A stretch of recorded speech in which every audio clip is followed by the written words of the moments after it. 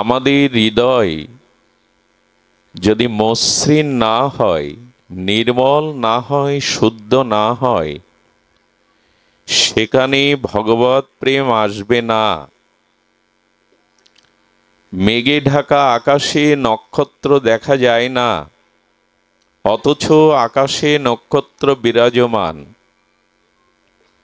তদুপরি আমাদের চিত্ত যদি মসৃণ না হয়, নির্মল না হয়, শুদ্ধ না হয়, তবে কোনো কালেই প্রেম ভক্তি আসবে না।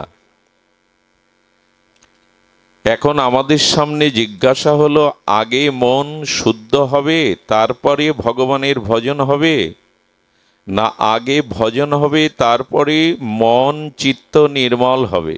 কোনটি?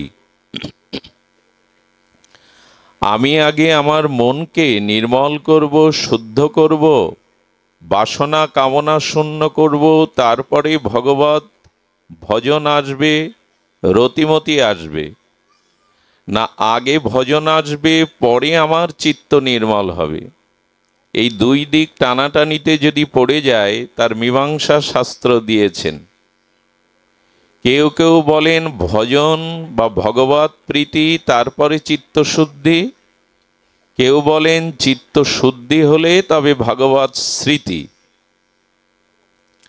এর পূর্বে আমাদের একটু দার্শনিক বিচার জানা প্রয়োজন।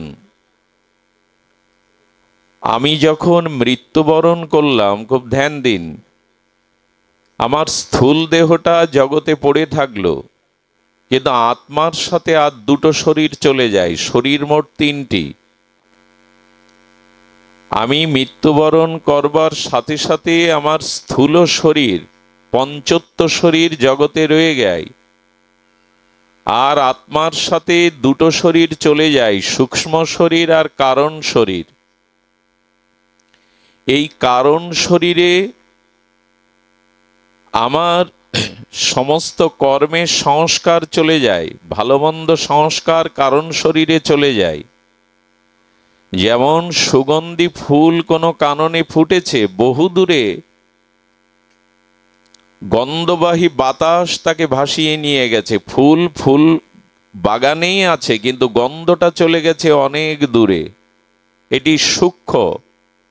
তেমনি আমার যে মন বুদ্ধি চিত্ত অহংকার, ওর মধ্যে যে সংস্কার ছিল সেটি ওই গন্ধের মতো জীবাত্মার সাথে বা আত্মার সাথে চলে গেল।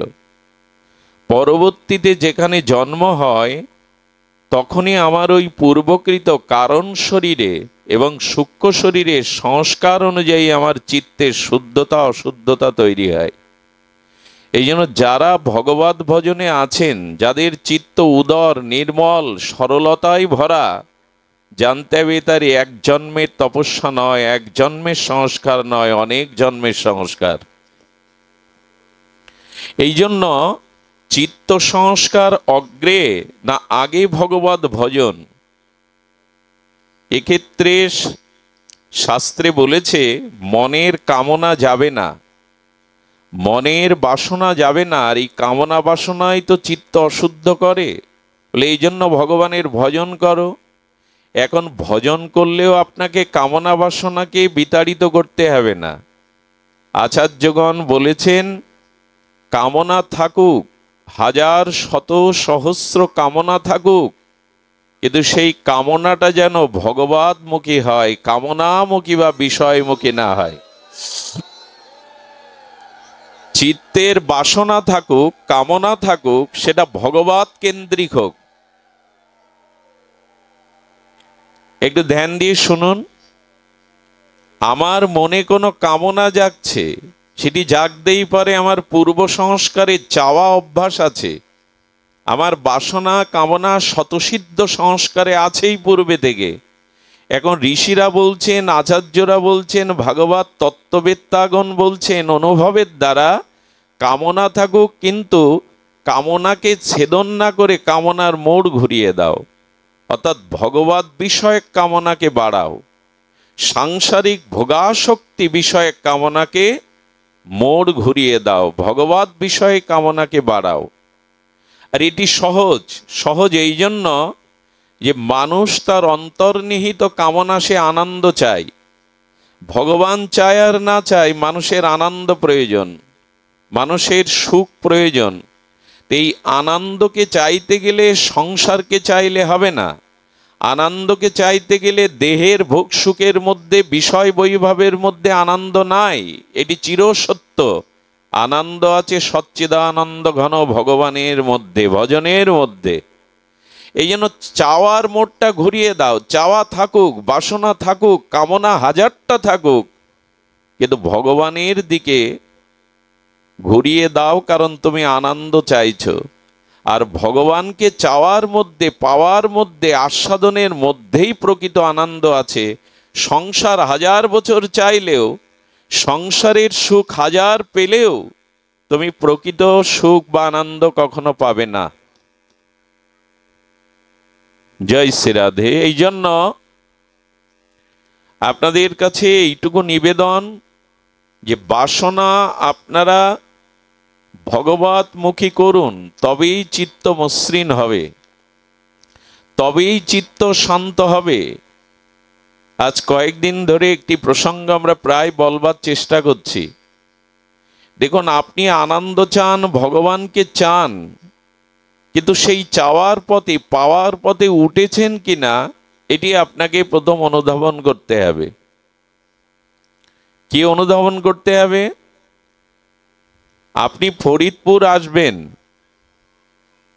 আপনি সাতক্ষীরা থেকে ফরিদপুর বিশ্ব রোডে এসে দেখছেন যে ফরিদপুর 80 কিলোমিটার। তার মানে যে লক্ষ্যে আপনি পৌঁছাতে চান, যেখানে আমার গন্তব্য, আপনি সঠিক পথে উঠেছেন কিনা সেটি জানিয়ে দেয় বাইরের যাত্রায় মাইলস্টোন।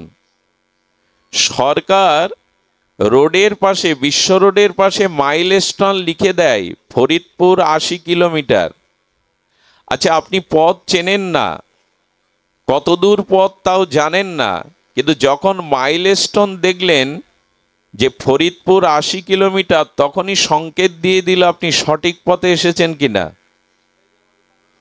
আপনি সঠিক পথে এসেছেন কিনা এটা জানা গেল কিনা, কারণ আপনি পৌঁছাতে চান ফরিদপুরে। আচ্ছা, আপনি আরো 50 কিলোমিটার আসার পরে দেখছেন ফরিদপুর বাকি 40 কিলোমিটার। তাতে কি জানা যায়? আমি সঠিক পথে আছি এবং সঠিক পথ ধরে 50 কিলোমিটার এগিয়ে আছি, বাকি আছে আর 40 কিলোমিটার। যখন আপনি 0 কিলোমিটারে এলেন ফরিদপুরে, তখন আপনার একটা প্রশস্তি বা আনন্দ হলো যে আমি নির্বিঘ্নে আমার লক্ষ্যে পৌঁছে গেছি। এখন আপনি ভগবানের চরণে পৌঁছাতে চান, ভগবান রাজ্যে পৌঁছাতে চান। এই অন্তর্যাত্রায়, এই ভজন যাত্রায় মাইলস্টোন কি দেখে বুঝবেন যে আপনি সঠিক পথে আছেন কিনা? বাইরের যাত্রায় মাইলস্টোন দেখে বুঝলেন সঠিক পথে আছেন, কতটা পথে গিয়েছেন, কতটা পথ বাকি আছে।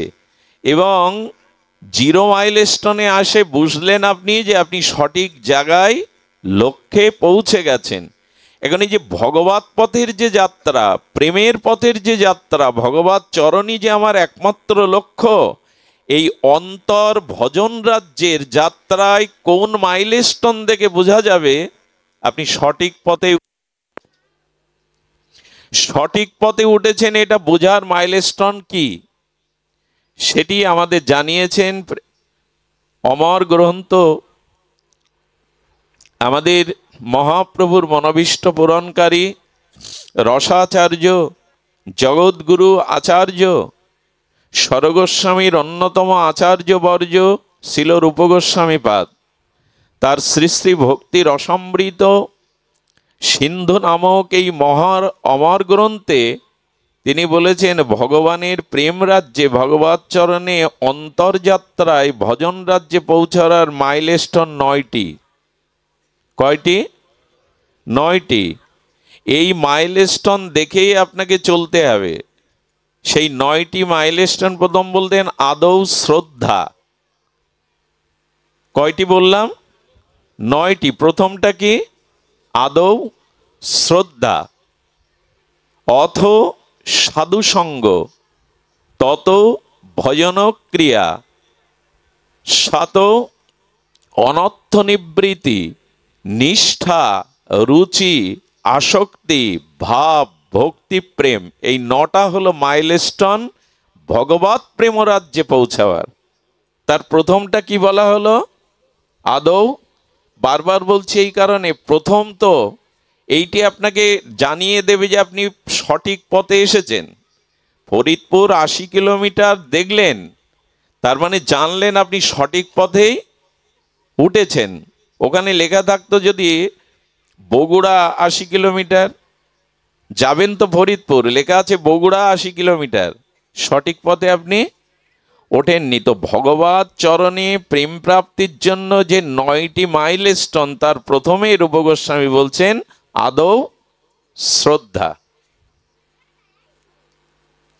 এইটি আপনার মধ্যে আছে কিনা, আমার মধ্যে আছে কিনা, সাধকগণের মধ্যে আছে কিনা, এটি আজকে একটু নিরীক্ষা করুন যে আপনি সঠিক পথে আছেন কিনা। কারণ আপনি ভগবত রাজ্যে শ্রদ্ধা ছাড়া এক পাও এগিয়ে যেতে পারবেন না। আদৌ শ্রদ্ধা, এটি স্মরণ রাখতে হবে। আদৌ শ্রদ্ধা, শ্রদ্ধা ব্যতীত আপনি সঠিক পথেই নেই। মালা তিলক নিয়ে আছি, 20 বছর ভজন রাজ্যে আছি, হরিনাম পাঠ কীর্তন করছি, কিন্তু শ্রদ্ধা অপচয় যদি না হয় তাহলে জানবেন আপনি এখনো সঠিক পথে ওঠেন নি। পৌঁছানো তো দূরে, আরো 9টা মাইলস্টোন তো দূরে, আপনি পথেই ওঠেননি।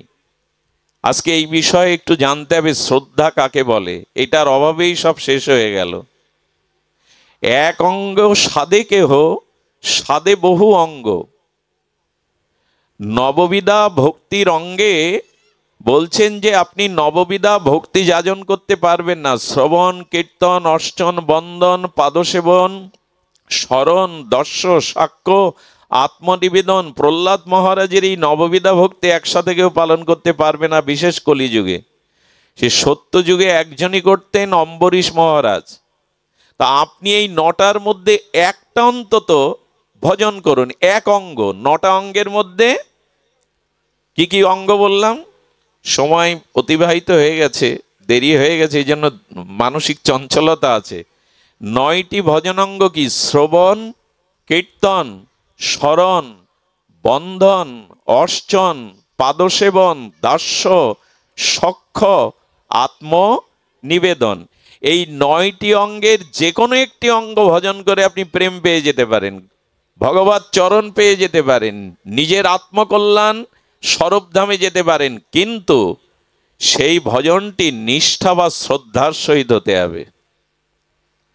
আজকে বর্তমানে ধর্ম প্রচার হচ্ছে, প্রসার হচ্ছে, মঠ মন্দিরের সংখ্যা বাড়ছে, সাধু প্রচারকের সংখ্যাও বাড়ছে, কিন্তু শ্রদ্ধার অভাবে যতটা আমাদের লক্ষ্যে পৌঁছানোর, আমরা ততটা পৌঁছাতে, এটাই হলো বাস্তবতা, এটাই হলো কঠোর সত্য।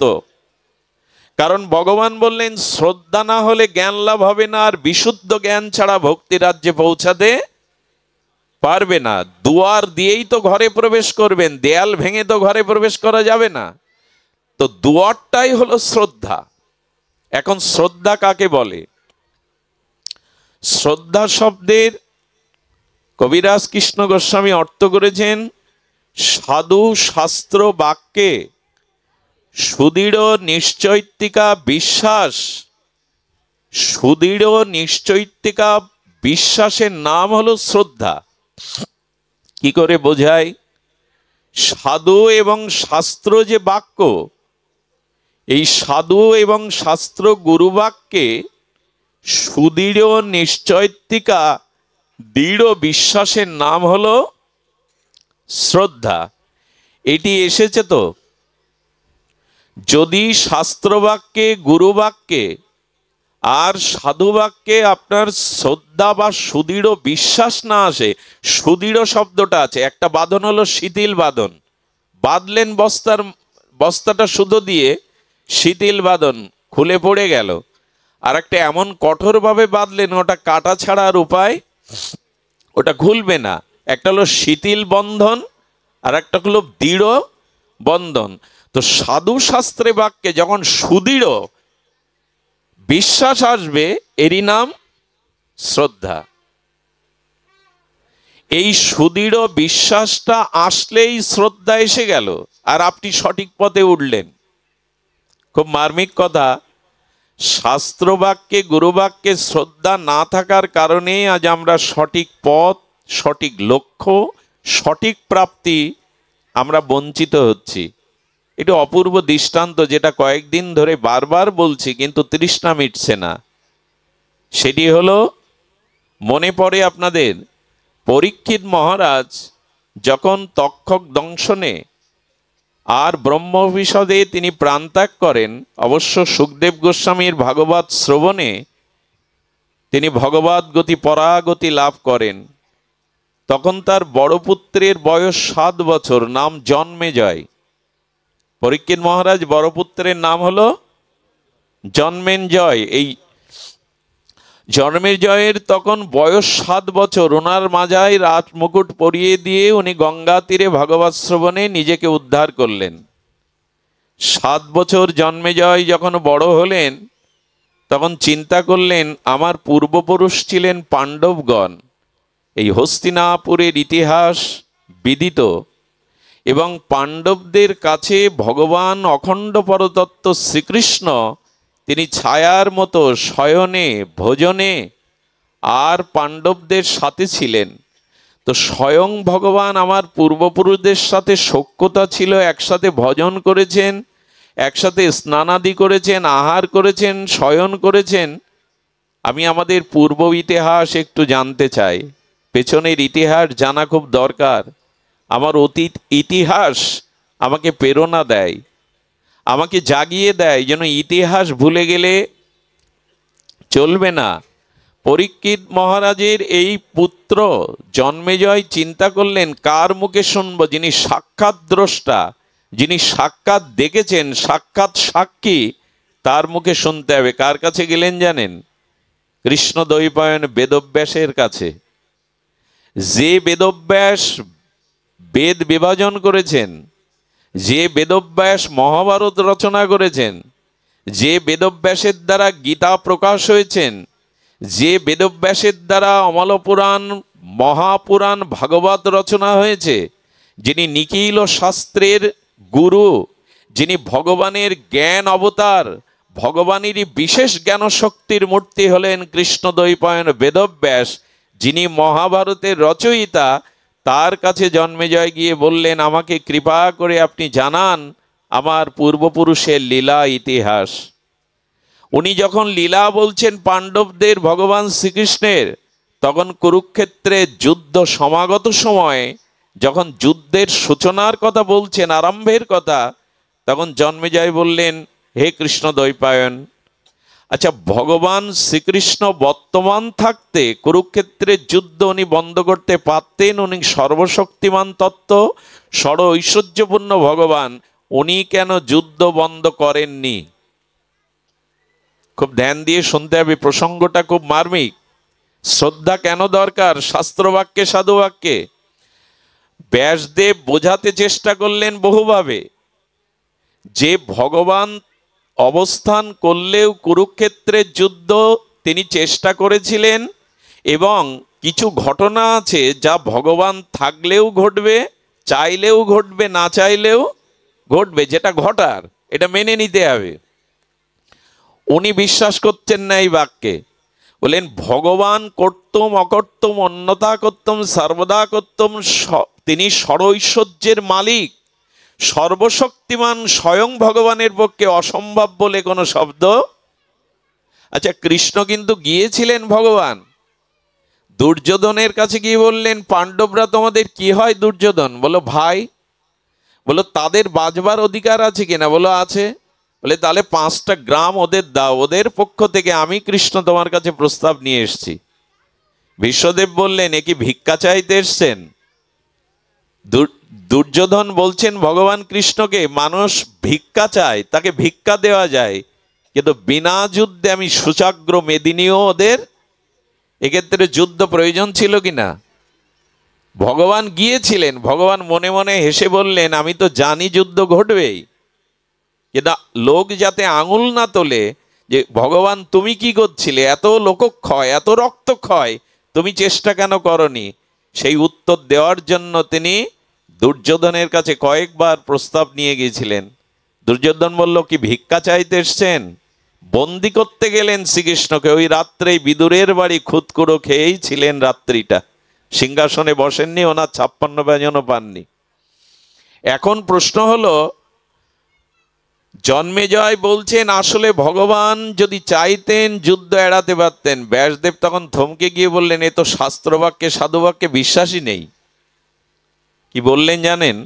আচ্ছা দেখো, ভগবান চাইলে না চাইলেও কিছু ঘটনা জগতে ঘটবে, কিছু করার নেই। যখন বিশ্বাসই আসলো না সাধুবাক্য শাস্ত্রবাক্য, তখন বললেন তোমার 5 বছর পর একটা ঘটনা ঘটবে জীবনে, শুনে নাও, দেখো এড়াতে পারো কিনা। ব্যাসদেব বললেন 5 বছর পরে তুমি ঘোড়ায় উঠবে না, আমি জানি, তবু তুমি ঘোড়ায় উঠবে। যদি ঘোড়ায় ওঠো একান্তই, তবে সাদা ঘোড়ায় উঠবে না, আমি জানি, তবু উঠবে। সাদা ঘোড়ায় যদি ওঠো তবে উত্তর দিকে যাবে না, তবু জানি তুমি উত্তর দিকেই যাবে। উত্তর দিকে যদি যাও শিকারের উদ্দেশ্যে, কোনো সরোবরের পাশে বসবে না, আমি জানি তুমি বসবে। যদি সরোবরের পাশে বসো তো সরোবরের কূলে এক অশ্বরসম যুবতী সুন্দরী থাকবে, তার প্রতি তুমি আসক্তি হবে না, আমি জানি তোমার আসক্তি আসবে। আচ্ছা, আসক্তি যদিও আসুক তবু তাকে বিবাহ করবে না, আমি জানি তুমি তাকে বিবাহ করবে। যদি তাকে বিবাহ করো একান্তই, তবে তার কথা মতো কোনো ব্রাহ্মণকে হত্যা করবে না, আমি জানি তুমি হত্যা করবে। আর ব্রাহ্মণ হত্যার সাথে সাথে ব্রাহ্মণ হত্যার পাবে তোমার কুষ্ঠ হয়ে তুমি মারা যাবে। দেখো ঠেকাতে পারো কিনা। শাস্ত্রবাক্যে শ্রদ্ধা না আসার পরিণাম দেখুন।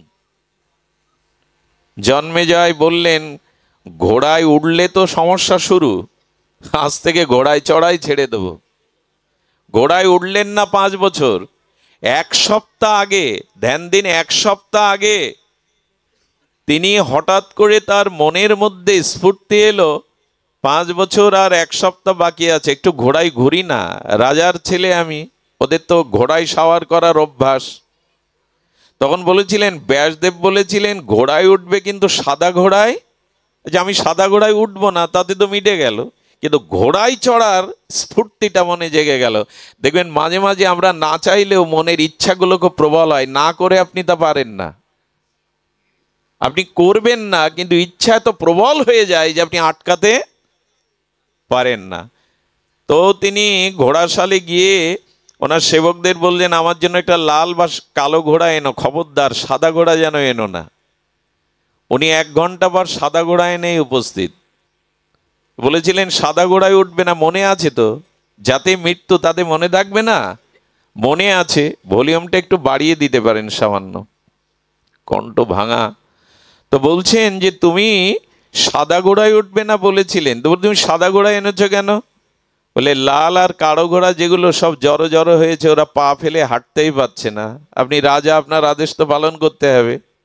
জন্মেজয় ভাবছে সাদা ঘোড়ায় উঠি, কিন্তু উত্তর দিকে না গেলে মিটে গেল। উনি দক্ষিণ দিকে ছুটছেন, শিকার করা অভ্যস্ত, জঙ্গলে হরিণ দেখে তীর নিয়ে শিকারীর শিকার করবার জন্য ছুটছেন, মৃগয়া করবার জন্য। আসলে হরিণটা ছুটল উত্তর দিকেই, এবং উনিও উত্তর দিকে যেতে যেতে তৃষ্ণার্ত হয়ে ক্লান্ত হয়ে দেখছেন প্রস্ফুটিত সরোবর স্নিগ্ধ জলের, নামলেন। বলে উনি বলেছিলেন সরোবর থেকে নামলে একটা সুন্দরীকে অশ্বরীকে দেখবে, কিন্তু আসক্ত হবে না। বলে একটু বসি না, আসক্ত নাই হলাম।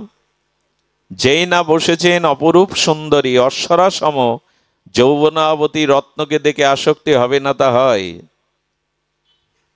আসক্তি এসে গেল। আসক্তিতে যখন প্রস্তাব দিলেন তুমি আমার সাথে আমার রাজপ্রাসাদে চলো, বলেন আমি যেতে পারি, আজই বিবাহ করে আমাকে পট্ট মহারানীর মর্যাদা দিতে হবে। এখন আগেই তো রূপ দেখেই তার সব শেষ হয়ে গেছে। দেখুন, একটা পুরুষ তার বীর বিক্রমে বীর্য বিক্রমে একটা রাজ্য দখল করতে পারে অস্ত্র হাতে, অথচ যদি তার প্রকৃতির প্রতি কামনা থাকে, কাম থাকে, তবে রাতের অন্ধকারে সে একটা নারীর লাথিও খায়। এই জন্য গোস্বামী বললেন কাম জয় করাই হলো বীরত্ব, বাহুবলে রাজ্য জয় করাটা বীরত্ব নয়। তো ওই রমণীর মোহে রূপে উনি মোহিত হয়ে বললেন আজই বিবাহ করব, কিন্তু আমার সাথে চলো। উনি ঘোড়ায় নিয়ে রাজপ্রাসাদে আসার পরে বললেন, আমি প্রাসাদে ঢুকতে পারি এই মুহূর্তে, বিবাহ করে তবে মর্যাদা দিয়ে ভেতরে এই মোহগ্রস্ত হলে যা হয় পুরুষের। ব্রাহ্মণের সন্ধান দিলেন রাজপুরোহিত। রাজপুরোহিত প্রচারে গেছেন, ওনার ছেলে আছে, তিনি তেমন যথাযোগ্য বেদজ্ঞ নন, বলে এর দ্বারাই হবে। বিবাহের মন্ত্র পড়িয়ে মাল্যদান হলো। মাল্যদানের পরে যখন দক্ষিণা দিয়ে ব্রাহ্মণ প্রণাম করতে যাবে, খুব লক্ষ্য করুন, প্রণাম করতে গিয়ে এই সুন্দরীর গায়ের কাপড় বাতাসে উড়ে গেছে, আর তার উদ্দীপ্ত জ্যোতির্ময় যৌবন দেখে এই ব্রাহ্মণ কুমার মোহিত হয়ে হেসে উঠেছেন, লালায়িত দৃষ্টি দিয়ে তাকিয়েছেন। তখনই এই সুন্দরী বলছেন, তোমার বিবাহিত স্ত্রী আমি, তোমার স্ত্রীর যৌবন দেখে কেউ হাসবে, কামাক্ত হবে, তুমি রাজা তাকে ছেড়ে দেবে? ওর ভিতরে এই ক্রোধ জাগিয়ে দিলেই মাথাটা কেটে দিলেন। কুষ্ঠ দেখা দিল পরের দিনই। চেয়েছিলেন এটা জন্মেজয় একটু সতর্ক হন, এই যে ভগবানের বাণী, গুরুদেবের বাণী, এগুলোতে যদি দৃঢ় বিশ্বাস না আসে, পরিণাম যেই তার দৃষ্টান্ত দেয়া হচ্ছে। আজ মানুষ শুনছে হরিকথা, ভাগবত কথা, কিন্তু তার প্রতি সুদৃঢ় বিশ্বাস আনতে পারছে না। শাস্ত্র আজ্ঞা, গুরু আজ্ঞার প্রতি সুদৃঢ় বিশ্বাস যতদিন না আসবে, আপনি প্রেমের রাজ্যে, ভজন রাজ্যের প্রথম মাইলস্টোনেও ওঠেননি। হবেটা কি, পৌঁছাবো কি আমরা? শ্রদ্ধাটাই তো গেছে পিতামাতার প্রতি, গুরুদেবের প্রতি। আশ্চর্য, প্রণাম করতে হয়। মন্দির দেখলে সনাতন হিন্দুরা এক আঙুল দিয়ে কপালে এরকম ছোঁয়, পশ্চিম বাংলার মতো। এই প্রণামটা অন্যায়, এটা অপরাধযুক্ত। এক হাতে কখনো প্রণাম হয় না। প্রণাম তিন প্রকারের। সাষ্টাঙ্গ প্রণাম, অর্থাৎ পা থেকে মস্তক পর্যন্ত লুটিয়ে দিতে হবে। বিগ্রহ বা গুরু বা সাধু, একে বলে এই প্রণামটাই উত্তম। তবে মায়েদের মেয়েদের এই সাষ্টাঙ্গ প্রণাম করতে নেই। মায়েরা অনেকে এটা করেন, এটা উচিত নয়। মায়েদের বক্ষটা মৃত্তিকাতে স্পর্শ করাতে নাই, বসুন্ধরাতে। কারণ সাষ্টাঙ্গ প্রণামের বিধি হলো, আপনি রাজা মহারাজা হন, সাষ্টাঙ্গ প্রণাম করতে গেলে নাভির ওপর থেকে বস্ত্র খুলে ফেলতে হবে, অর্থাৎ ওই ধুলোটা গায়ে মাখতে হবে। মায়েদের এই জন্য সাষ্টাঙ্গ প্রণামের বিধি নাই। সাষ্টাঙ্গ প্রণামটা মায়েরা করবেন না, এটা আমাদের শাস্ত্রবিধি না। সুধীবৃন্দ, সাষ্টাঙ্গ প্রণামের শঙ্কর মঠ আছে, ওখানে যদি ভারতের প্রধানমন্ত্রীও যায়, তাকে নাভির ওপর থেকে বস্ত্র খুলে, আসলে সাধুর ধুলোটা মাখাতে হবে কি জামাই? কোথায় মাখাতে হবে? অঙ্গে। ধুলি মাখো, মাখো রে, কোথায় মাখবো? আমার চর্মরোগ হয়েছে, জামার ওপরে মলম ঘষলে কাজ করবে তো? এই জন্য সাষ্টাঙ্গ প্রণামটা নাভির ওপরে বস্ত্র রাখলে হবে না। সুধীবৃন্দ, আর প্রণাম হলো পঞ্চাঙ্গ প্রণাম। পঞ্চাঙ্গ প্রণাম কাকে বলে? মস্তক, দুই হস্ত এবং দুই জানু, হাঁটু, এটি নত করে প্রণাম করার নামই হলো পঞ্চাঙ্গ প্রণাম। আর প্রীতিপূর্ণ প্রণাম হলো যেতে যেতে দাঁড়িয়ে মাথা নস্ত করে দুটি হস্ত বক্ষের কাছে এনে সশ্রদ্ধভাবে জয় রাধে কি নমস্কার কি নমস্তে, যেটাই বলুন আপনি, জয় নিতাই, এটা প্রীতি নমস্কার। বেদেকে নমস্তে বলেছেন, নমস্কার শব্দটাও মার্মিক শব্দ, এটা বলতে পারেন। কিন্তু দাঁড়িয়ে জুতোর ওপরে পা দিয়ে চলতে চলতে এক হাত দিয়ে, এগুলো অপভ্রংশ। শ্রদ্ধাটাই তো মানে না, এই বললে কি মানবে মানুষ? সাধু শাস্ত্র প্রণাম করবার বিধি আছে। গুরুদেবকে, পিতামাতাকে, গুরুবর্গকে সম্মুখে প্রণাম করতে হয় সরাসরি।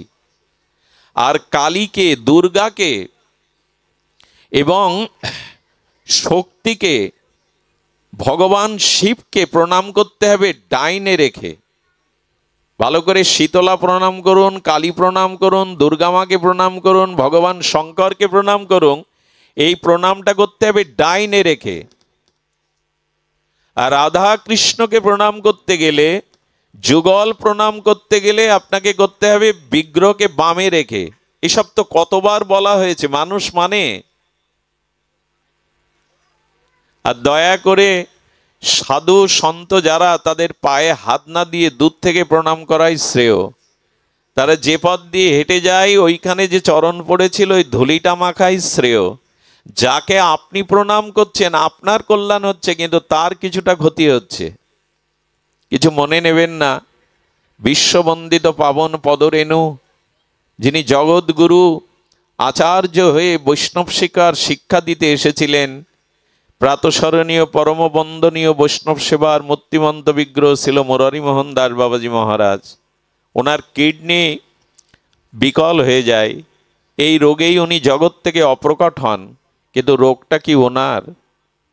কোনো ভক্ত যদি রোগে শোকে যন্ত্রণায় গুরুদেবের চরণে চোখের জল ফেলে কাঁদতে থাকে, গুরুদেব আমার রোগ সেরে দাও, কি মনে মনে জানায়, তখন গুরুদেব তার এই শিষ্যর, এই সন্তানের অশ্রু জলের মর্মবেদনাটা রোগ সারে না, রোগ সরে।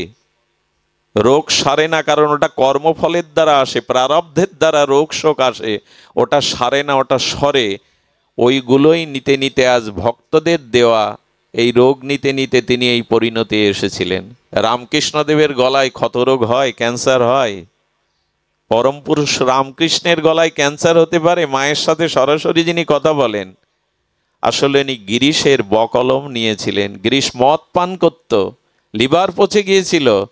গিরিশ বলেছিল আমার ভজন সাধন কিছু করতে পারবো না ঠাকুর, ওইরকম বুদ্ধি আমার নেই, মদ খেয়ে থিয়েটার করি, সন্ধ্যার পরে স্মৃতি থাকে না। বলে কিছুই পারবি না, দিনে একবারও আমায় ডাকতে পারবি না ভগবানকে? বলুন না। বলে দে বকলম দে, তোর যা কিছু সব আমায় দে। সেই দিনই ঠাকুর তার ক্ষতরোগ নিয়েছিলেন। এই জন্য সাধুগুরুর চরণে যখন কেউ প্রণাম করে, তার ব্যাধিটাও সঞ্চারিত হয়, বা তার মঙ্গল হলেও যাকে প্রণাম করছেন তার হিত বা মঙ্গল আমরা চাই না। এই জন্য বৃন্দাবনের বড় বড় মহারাজদের পায়ে হাত দিয়ে আপনি প্রণাম করতে পারবেন না, দূর থেকেই প্রণাম করা উচিত। এবং যদি চান যে আসনে তিনি বসেন ওইখানে ধুলা আছে, যে পথ দিয়ে তিনি হেঁটে যান ওইখানেই ধুলা আছে। তো সুধীবৃন্দ, আমি বলতে বলতে এসেছিলাম যে শাস্ত্র কথায় বিশ্বাস না হয় তার ক্ষতরোগ হলো, এমনকি ছিদ্র হয়ে পড়ে যেতে লাগলো। মানুষ মরতে চায়, কিন্তু আবার শরণাপন্ন হলেন ব্যাসদেবের চরণে। আর কোনো উপায় আছে? আমার বিশ্বাস হয়েছে যে ভগবান চেয়েছিলেন, তবু কুরুক্ষেত্র হওয়ার ছিল, কারণ আমি সতর্ক ছিলাম, কিন্তু আমার এটা হয়ে গেল। আমি এবার বিশ্বাস করছি যে না, কুরুক্ষেত্র যুদ্ধ হওয়ার ছিল। আমার বাঁচবার উপায় বলুন। বলেন উপায় একটাই, আপনাদের ওই মার্মিক কথা জানায়। বলেন বৈশাপান ঋষির কাছে গিয়ে তুমি মহাভারত শোনো, কৃষ্ণ লীলা শোনো, ভাগবত কথা যদি সাধুমুখে শোনো, এই ব্যাধি থেকে তুমি মুক্ত হতে পারবে। যে কথায় অশ্রদ্ধা এসছে তা যদি শুনতে পারো। আমি নিবেদন করি, হরি কথাতে যদি আপনাদের শ্রদ্ধা হয়, আরে গোকর্ণ উপাখ্যানে, আমাদের ভাগবতের মহিমায় গোকর্ণ উপাখ্যানে আর 85 পর্যন্ত প্রেতাত্মা পর্যন্ত উদ্ধার হয়ে গেল 7 দিনে ভাগবত শ্রবণে। হেন পাপ নেই করেনি, যার আত্মার কল্যাণ হয়নি, যিনি 85 বৎ হয়ে প্রেতাত্মা হয়ে ঘুরছিলেন, 7 দিনে গোকর্ণ মুখে ভাগবত শ্রবণ করে তার আত্মা উদ্ধার হয়ে গেল। ভাগবত আমাদের হৃদয় পিশাচিও দূর করে, অভদ্রতা দূর করে, অনন্ত জন্মের ভোগবাসনা দূর করে। এই জন্য পরিপূর্ণ শ্রদ্ধা রেখে হরিকথা সাধুমুখে শ্রবণ করো, এটাই উপায়। একমাত্র কল্যাণের উপায় এটাই বলে দিলেন, যাও বৈশাপায়ন ঋষির কাছে গিয়ে এই কৃষ্ণ কথা শোনো। কিন্তু আবার সতর্ক করলেন, সতর্ক তো আমরা হই না, আবার সতর্ক করলেন, এবার যদি লীলা শুনতে শুনতে আবার সন্দেহ হয়, তাহলে যে লীলাগুলিতে যে হরিকথাগুলোকে তোমার বিশ্বাস বা শ্রদ্ধা আসবে, ততোধিক এক একটা করে ক্ষত সরে যাবে, নিরাময় হয়ে যাবে। কিন্তু যে লীলাতে বিশ্বাস হবে না, ওটি সারবে না, ওর দ্বারাই তোমার মৃত্যু ডেকে আনবে। তুমি এটা বলে দিলে শ্রদ্ধা তো আসেই। উনি বৈশাপায়ন ঋষির কাছে শুনতে শুনতে যখন শুনলেন, শুনবে জন্মে যায়। তোমার পূর্বপুরুষ পঞ্চপাণ্ডবদের মধ্যে দ্বিতীয় ভীমসেনের গায়ে ঈশ্বর প্রদত্ত কেমন বল ছিল জানো? বলে কেমন? বলে ভীম যদি ঈশ্বর প্রদত্ত বলের দ্বারা হাতে করে একটা হাতিকে শূন্যে ঘুরিয়ে ছুড়িয়ে দিতেন, তো সেটা সৌরমণ্ডলে স্যাটেলাইটের মতো ঘুরতো এমন বল ছিল ভীমের গায়ে। উনি হেসে উঠে বললেন, আদৌ এটা সম্ভব না। আবার অবিশ্বাস এলো। বললেন, ভীমের শ্রীঅঙ্গে ভগবৎ প্রদত্ত এমন বল ছিল যে উনি হস্তিটাকে যদি শূন্যে উঠে ঘুরিয়ে ছুড়িয়ে দিতেন, স্যাটেলাইটের মতো উপরে ঘুরতো। উনি বললেন, এ আমার বিশ্বাস হয় না, আমার পূর্বপুরুষ ভীমসেনের গায়ে এই বল। বৈশাবন বললেন, কিছু করার নেই, হরিকথাতে যদি লীলাতে বিশ্বাস না আসে, সেই ক্ষতটাই সারেনি, তাতেই জন্মেজয়ের মৃত্যু হলো। দয়া করে যখন ভাগবত শ্রবণ করবেন, এর প্রতিটি বাক্য, এর প্রতিটি অক্ষর যে চির শাশ্বত সত্য, এটি দৃঢ় বিশ্বাস করে নিয়ে যান। এই বিশ্বাস এলেই আপনার জীবনে মঙ্গল ঘটবে, কল্যাণ ঘটবে। সুধীবৃন্দ, শুধু বিশ্বাসটুকু চাই। রাম বলতে পারছে না, মরা বলছে, তাতেও ব্রহ্মাজি বলে দিলেন, মরাই বলো। এই মরাতেই বিশ্বাস এলে, মরা বলতে বলতেই রাম হবে, আর তাতেই তোমার কল্যাণ হবে। মরা বললে রাম হয়, কিন্তু বিশ্বাসটি ছিল এটাই ভগবানের নাম। এই বলতে বলতেই তার শ্রদ্ধা এলো। আমি প্রথম মাইলস্টোন বলেছি কি? শ্রদ্ধা, আদৌ শ্রদ্ধা। এটি ফিরিয়ে আনুন। বক্তার প্রতি যদি শ্রদ্ধা না থাকে, সে বক্তার আলোচনা শুনে আপনার কাজ হবে না। শাস্ত্রের বাক্যের প্রতি যদি আপনার এই আষাঢ়ে গল্প, যুক্তিবাদী মন, আর বিশেষ করে দীনকৃষ্ণর মতো যারা এখন উদয় হয়েছে, তাদের কীর্তনাদি শুনলে, ভাগবত শুনলে মনে হয় সব আষাঢ়ে গল্প। আজকের দিন তো যুক্তিতর্কের দিন, কিন্তু সব কিছুতে যুক্তিতর্ক আনা যায় না। আচ্ছা, আমি গিয়ে বলছি আমার খুব ক্ষুধা লেগেছে, খেতে দিন, খুব ধ্যান দিন, সব কিছু যুক্তিতর্ক দিয়ে আপনি বোঝাতে পারবেন না। এখন যিনি দাতা, অন্নদাতা, তিনি বলছেন, ক্ষুধাটাকে দেখাও, ক্ষুধাটাকে প্রমাণ করো, তারপরে আমি তোমায় খেতে দেব। চোখ মুখ অবাক্স হয়ে আসছে, পেটটা কোগড়ে যাচ্ছে, এতে প্রমাণ হয় ক্ষুধা পেয়েছে? এতে ক্ষুধা দেখানো যায়? আরে একজন তার্কিক বলছে, ভগবান আছে, যদি দেখাও বিশ্বাস করতে পারি। তখন উনি বলছেন, ভগবান আছে, দেখালে তুমি বিশ্বাস করবে। সুধীজন, আগে আমরা ফল চাইছি, পরে বৃক্ষ চাইছি, এটা হবে তো? আগে ফল চাইছি, তারপরে বৃক্ষ চাইছি, এটা হবে না। বৃক্ষ থেকেই ফল হবে। সুধীবৃন্দ, এই জন্য শাস্ত্র বলছেন যে, তিনি বলছেন ভগবান দেখাও, তবে ভগবানে বিশ্বাস করব। ওই যুক্তিকে খণ্ডন করবার জন্য উনিও বুদ্ধিমান। উনি বললেন, আপনি কখনো স্বপ্ন দেখেন? বলে, কাল রাত্রেই দেখেছি। বলে, ওই স্বপ্নটা আমাকে দেখান, আমি ভগবান আপনাকে দেখাবো। স্বপ্ন দেখাতে পারবেন আপনি কাউকে, যে স্বপ্ন আপনি দেখেছেন? কিছু জিনিসের আছে যুক্তিতর্কের মধ্যে যাবেন না। কুতর্ক গর্তে পড়লে আর পা ভেঙে যাবে, উঠতে পারবেন না। এখন তো চারিদিকেই এই সব আষাঢ়ে গল্প বলা হচ্ছে, মহাভারত, পুরাণ, রামায়ণ। কিন্তু জানেন, ইন্দোনেশিয়ার মতো রাষ্ট্রে রামায়ণকে তারা জাতীয় পুস্তক হিসাবে স্বীকৃতি দিচ্ছে। সৌদি আরব চিন্তা করছে যে মহাভারতকে তাদের পাঠ্যপুস্তকে আনা যায় কিনা। এত রাজনৈতিক প্রজ্ঞা মহাভারতে, এত ইতিহাস। আমরা হিন্দুরা এটাকে আষাঢ়ে গল্প বানিয়ে রেখেছি। আজ রামায়ণ মহাভারত কাপড় দিয়ে, লাল কাপড় দিয়ে শিখেতে তোলা, ও আর পাঠ করাও হয় না, গবেষণাও নাই। সুধীবৃন্দ, পৃথিবীর কোন দার্শনিক আজ পর্যন্ত গীতার একটি শ্লোককে অবৈজ্ঞানিক ব্যাখ্যা দেওয়ার সাহস পাননি, সমালোচনা করার সাহস পাননি। সুধীজন, অনুরোধ করি, কুতর্কে পড়বেন না, বিতর্কে যাবেন না। ক্ষুধা আপনি দেখাতে পারবেন না, ক্ষুধা হলো অনুভবের বিষয়, ক্ষুধা দেখানো। আচ্ছা, আপনাকে খাওয়ানোর পরে যদি বলি আপনার ক্ষুধা মিটে গেছে, এটা দেখান, প্রমাণ করুন, ওটা অনুভব ছাড়া প্রমাণ করার জিনিস যে ক্ষুধা মিটেছে। এই জন্য সব কিছু যুক্তিতর্ক আনতে গেলে ঘুলিয়ে ফেলবেন।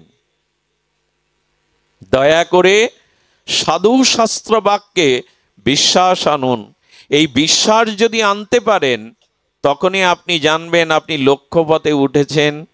আর এই শ্রদ্ধার মাইলস্টোনের পরে হলো সাধু সঙ্গ। শ্রদ্ধা না এলে কিন্তু সাধু সঙ্গ করে লাভ নেই। গীতার একটা বাণী শ্রদ্ধা সম্পর্কে খুব স্মরণযোগ্য।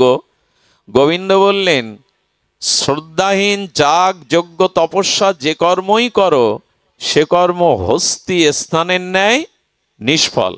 অনেকের ঘুম আসছে, ঘুমায় না মা, সামনে কি বলছেন শুন, ঘুম আসার সময় হয়ে গেছে, আমি তো ঘুমের সময় আসছি।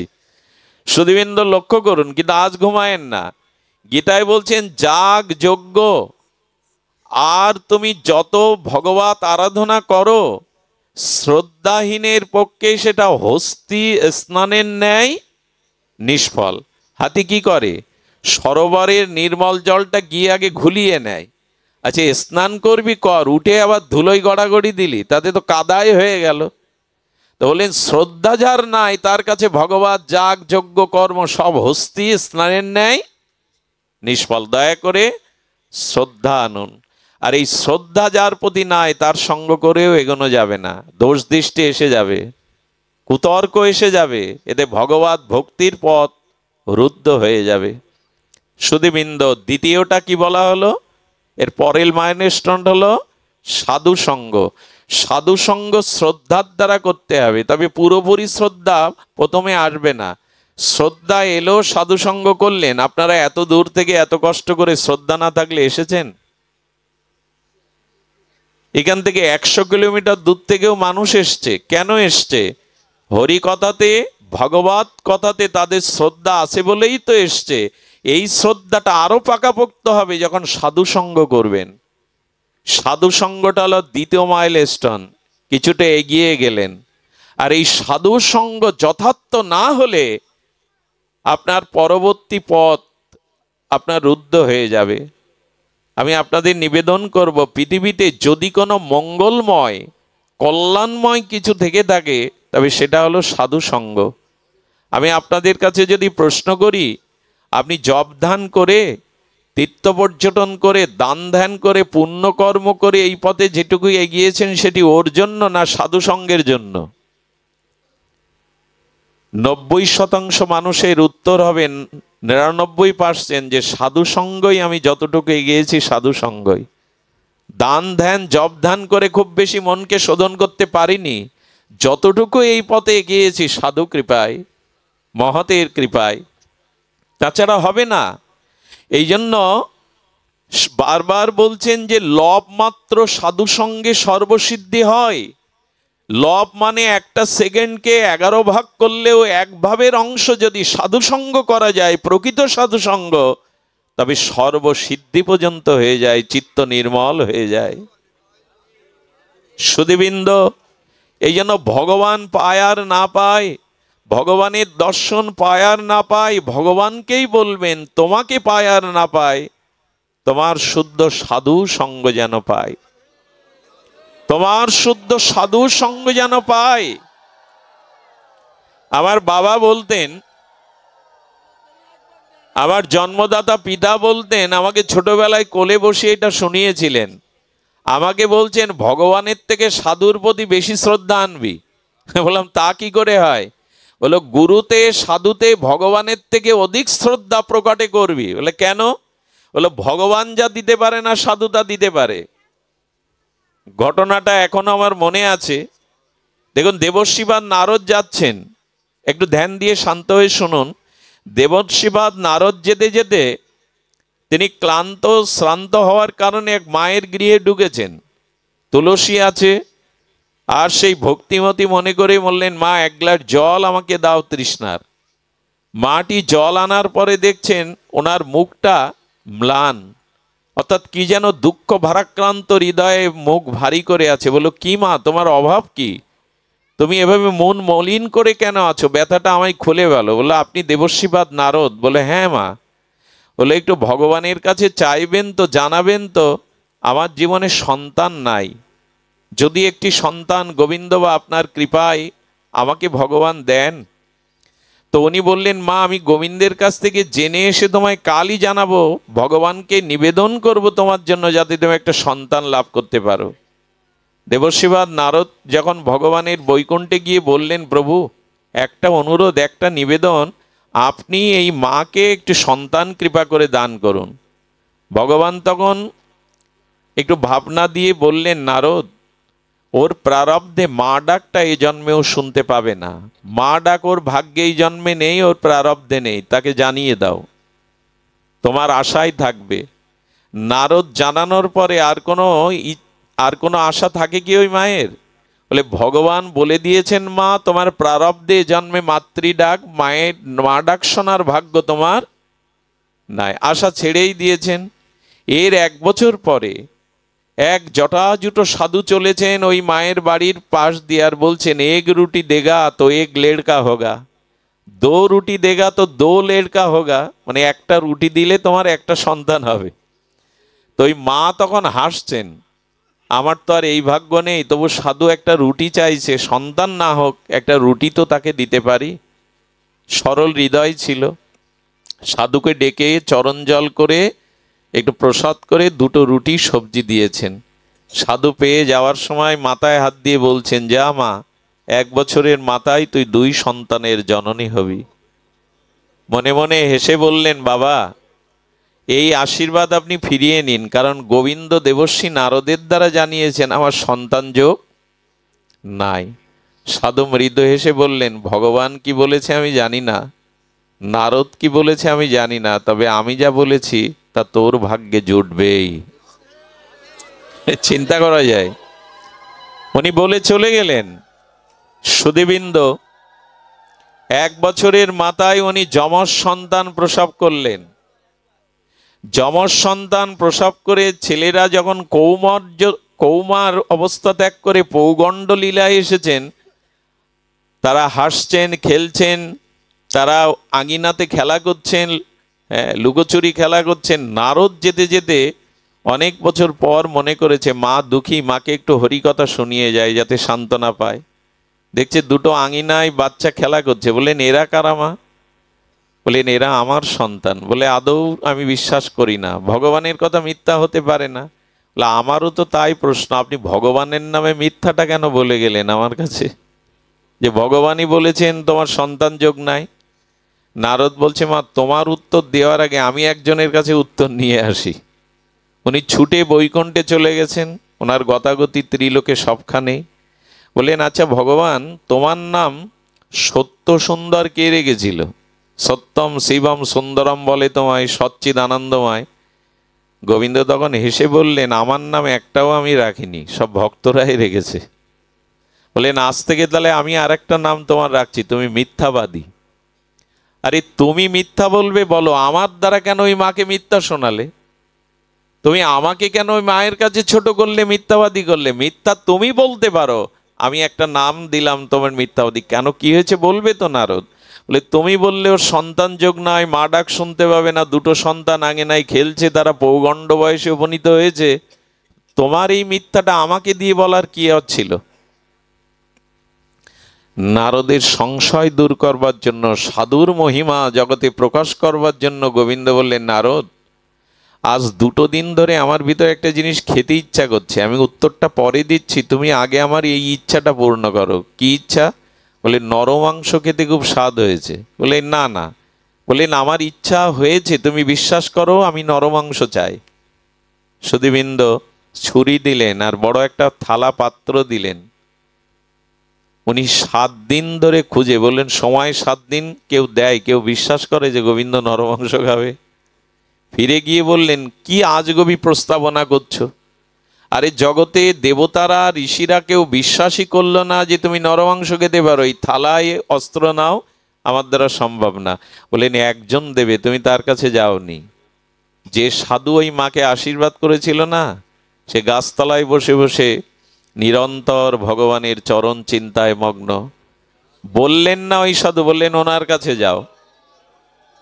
ওনার কাছে গিয়ে যেই বলেছেন যে ভগবান নরমাংস খেতে চেয়েছেন, তখন তাড়াতাড়ি ধ্যান থেকে উঠে ছুরি নিয়ে বলছেন, আচ্ছা বলো তো কোন জায়গার মাংস চেয়েছেন?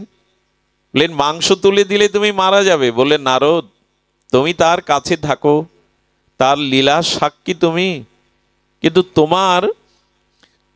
তোমাকে এই কথা বলি, আমি তো ভগবানকে কখনো দেখিনি, হৃদয়ে ধ্যানে দেখেছি। তবু জানো, এই দেহটা তো তারই দেওয়া, তার সেবাই যদি লাগে নারদ, এ তো আমার জীবনের চরম পাওয়া। এই মনুষ্য জন্মটা তিনিই দিয়েছেন। আচ্ছা বলো না কোথা থেকে? বলো তা তো শুনে আসেনি। হৃৎপিণ্ডটাই তুলে দিলেন। এটাই সব থেকে প্রিয় স্থান, হৃৎপিণ্ডটাই তুলে দিলেন। নারদ গিয়ে যখন থালাটা রেখেছেন, বললেন নারদ এবার তুমি বিচার করো, আমি কার কথা রাখবো? জীবনে যে আমাকে কখনো চোখে দেখেনি, শুধু আমি চেয়েছি বলে তার হৃৎপিণ্ড তুলে দিল, আমি তোমার কথা রাখবো? তোমার অঙ্গেও তো মাংস ছিল, কই তোমার তো একবারও মনে হয়নি গোবিন্দ চেয়েছে আমি দিয়ে দিই? নারদ অবনত মস্তকে বললেন, প্রভু সাধুরই বিজয় জগতে, সাধুর মহিমায় বিজয়। ভগবান অর্জুনকে বলছেন, অর্জুন বলে দাও কোন্তেও প্রতি জানি নমে ভক্ত প্রণশ্যতি। অর্জুনকে দিয়ে গোবিন্দ উদ্ঘট একটা কুম্ভকণ্ঠে ডঙ্কা নিনাদে জানিয়ে দাও আমার ভক্তের বিনাশ নেই। অর্জুন বললেন, তোমার ভক্তের বিনাশ নেই তুমি বলো, আমাকে দিয়ে বলাবে কেন? বুঝতে পারছেন বিষয়টা? গোবিন্দ বললেন, কোন্তেও প্রতি জানেহি নমে ভক্ত প্রণশ্যতি, আমার ভক্তের বিনাশ নেই এটা তুমি বলো। অর্জুন তখন বললেন, তোমার বাক্য তুমি বলো, আমি কেন বললো? আমার বাক্য কেউ বিশ্বাস করবে না, কারণ আমি অনেক বাক্য রক্ষা করতে পারিনি। কুরুক্ষেত্রের যুদ্ধে অস্ত্র ধারণ করব না, তবু ভক্তের জন্য করেছি। এই জন্য আমার কথা কেউ সংশয় করতেও পারে, কিন্তু ভক্তের বাক্য, আমার বাক্য আমি লঙ্ঘন করলেও ভক্তের বাক্য আমি লঙ্ঘন হতে দেই না, সাধুর বাক্য আমি লঙ্ঘন হতে দেই না, আমি সাধুর বাক্য সর্বদা রক্ষা করি। এই জন্য দয়া করে প্রকট অপ্রকট ভগবানের থেকে প্রকট গুরু সাধুতে যদি আপনার শ্রদ্ধা হয়, জানবেন আপনি ভক্তি পেয়ে গেলেন, দ্বিতীয় মাইলস্টোন পেয়ে গেলেন, পথে উঠে গেলেন। এই জন্য কখনো কোনো শুদ্ধ ভক্ত দেখে, বৈষ্ণব দেখে তিরস্কার করবেন না। কারো বৈকুণ্ঠের চিহ্ন, মালা, তিলক দেখে, কোনো সাধু দেখে চোখের অঙ্গভঙ্গিমায় উপহাস করবেন না, এটির পরিণাম অনেক ভয়াবহ। কোনো শুদ্ধ আত্মাকে কে কোন বেশে আছে আমাদের জানা নাই। আমি একটু বলি, ভগবত চরণে কোটি অপরাধ করুন ক্ষমা হবে, কিন্তু সাধুগুরু চরণে যদি ক্ষুদ্র অপরাধ হয় আপনি সেভার বইতে পারবেন না। জানেন, অষ্টবক্র মুনি এসেছিলেন ভগবান শ্রীকৃষ্ণের সাথে দ্বারকায় দেখা করতে। ভগবান তাদের চরণ জল করলেন, প্রণাম করলেন, তারাও ভগবানকে প্রণাম নিবেদন করে ইষ্ট গোষ্ঠী করে চলে যাচ্ছেন। অষ্টবক্র মুনিদের দেখে, ঋষিদের দেখে শ্রীকৃষ্ণের ছেলে শাম্ব, সে একজনকে মহিলা সাজিয়েছে, এক কিশোর যুবককে, আর তার পেটটা কাপড় দিয়ে গর্ভবতী বানিয়ে ঋষিদের সাথে ঠাট্টা করতে গেছে। ঋষি দেখুন না, ওর গর্ভে ছেলে হবে কি মেয়ে হবে? ঋষি কি পাগল? সাধুরা কি জানে না? ঋষিরা চিন্তা করলেন, ভগবান শ্রীকৃষ্ণ বর্তমান থাকায় যদি দ্বারকাধীশ কৃষ্ণের বংশের ছেলেদের এই জাতীয় মুনি ঋষিদের প্রতি ঠাট্টাবোধ আছে, তাই এই ভারতকেই এরা শেষ করে দেবে, এদের শেষ করা দরকার। ঋষিরা তখন বললেন, হ্যাঁ হবে, আশীর্বাদ করছি, ওর উদর দিয়ে, গর্ভ দিয়ে একটা শূল জন্মাবে, এবং এই শূলের দ্বারাই তোমাদের সমস্ত যদুবংশ, 56 কোটি যদুবংশ ধ্বংস হবে। দয়া করে এই শূল জন্মালো, বলরামকে বলা হলো একটা উপায় বলে দিন। বলরাম বললেন, ওই শূল গিয়ে সমুদ্রের তীরে ঘষে শেষ করে ফেলো।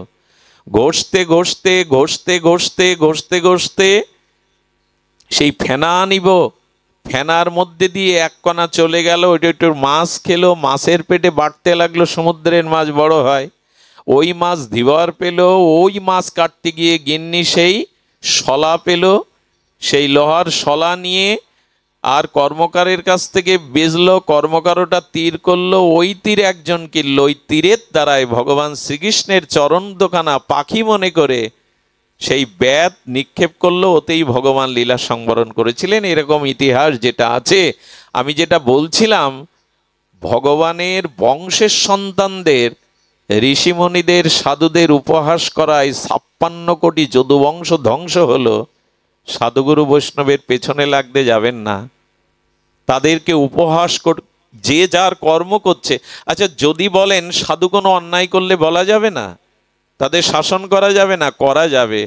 তার গুরুদেব বা যিনি শাসনকর্তা রাজা, তার উপরে ভাত দিয়ে দিন, আপনি দূর থেকে সমালোচনা করে আপনি তার নিষ্কৃতি করতে পারবেন না। ইতিপূর্বে যদি সাধুচরণে কোনো অপরাধ হয়, আমি দয়া করে সেই সাধু যদি বেঁচে থাকেন তার চরণে গিয়ে ক্ষমা প্রার্থনা করবেন বারবার। ভগবান বললেন, হরিদাস ঠাকুরের কাছে পাঠিয়েছিল লক্ষ্যহীরাকে রামচন্দ্র খান। লক্ষ্যহীরাকে উদ্ধার করে রামচন্দ্রের প্রতি অভিশাপ দেননি, কিন্তু এই যে অপরাধ করেছিল ভক্তচরণে, তাতে করে রামচন্দ্রের খানে বংশও শেষ হয়ে গিয়েছিল। ব্রহ্মা শ্রীকৃষ্ণের সখার গোবৎস রাখালদের হরণ করে গুহার মধ্যে, পর্বতের মধ্যে, পাহাড়ের মধ্যে 1 বছর আটকে রেখেছিল। গোবিন্দ যদিও সমস্ত গাভী, বৎস আর সখাদের রূপ ধরে 1 বছর লীলা করে গিয়েছিলেন, কেউ বুঝতে পারেনি। কারো সন্তান হয়ে, কারো গাভী হয়ে, কারো বৎস হয়ে ভগবানই রূপ নিয়েছিলেন। 1 বছর পরে ব্রহ্মা দেখলেন যাদের আটকে রেখেছি তারাও তো বাইরে। ব্রহ্মা ভগবানকে চিনতে পেরে চরণে পড়ে বললেন, অপরাধ করেছি, তোমাকে চিনতে পারিনি। বলে, আমার চরণে অপরাধ করেছো, এর জন্য আমি তোমাকে অভিশাপ দেব না, কিন্তু আমার ভক্ত চরণে যদি কেউ অপরাধ করে সেটা আমি সহন করি না। যাও, যবন কুলে জন্ম নাও, যমন কুলে জন্ম নিতে হবে তোমায়। উনি হরিদাস হয়ে এলেন।